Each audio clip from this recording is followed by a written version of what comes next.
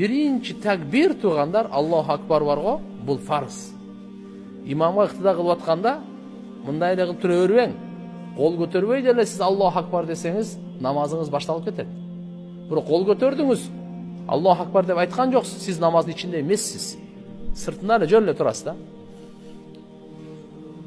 Намаздын ичине кириши үчүн сиз сөзсүз тилиңиз менен Allohu akbar.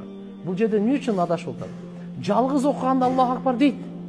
Бирок жамаат менен окуганда көпчүлүгү келип эле туруп калат да. Allohu akbarды айтпай элечи.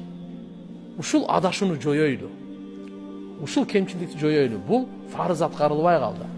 Биринчи Allohu akbar фарыз, рүкүгө баратканда Allohu akbar дейт, саждага баратканда Allohu akbar дейт.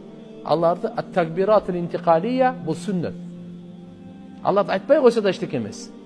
Бирок биринчисин айтпай койсоңуз чатак. Намаз кабыл болбойт да.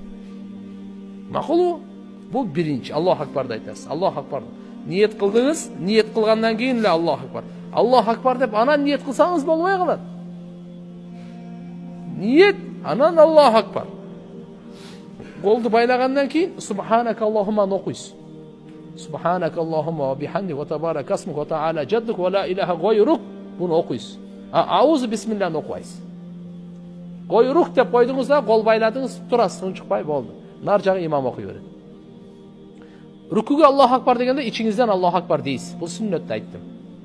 Субхана раббиял азим деп айтат имам өзүнчө, сиз да аны айтасыз.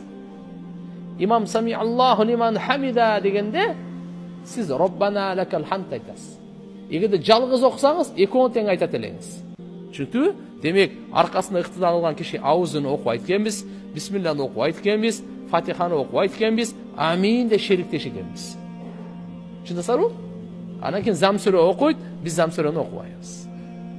Анан рүкү менен саждадагы тасбиhlерде шериктешпиз. Анан кийин ат-тахиятта аны да окуйбуз. Түшүнүктүү да? Айтпайт. Биздин мазхабта айтпайт.